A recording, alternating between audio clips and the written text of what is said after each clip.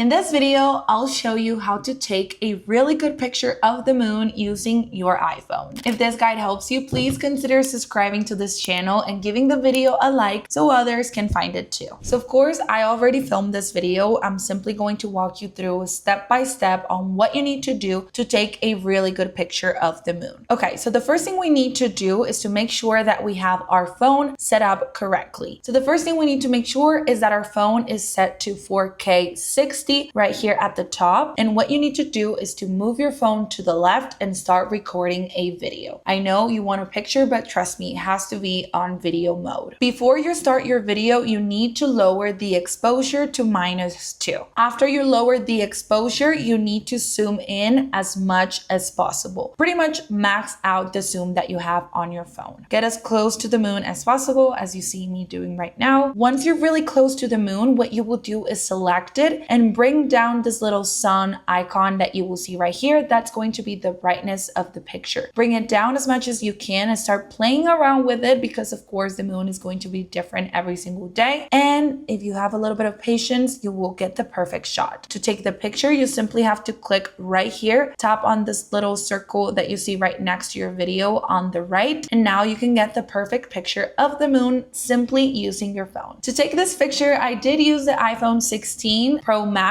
but I know you can get a really great shot with other iPhone versions, and that's it. That's how you can take a picture of the moon with just your phone. Hope that helped.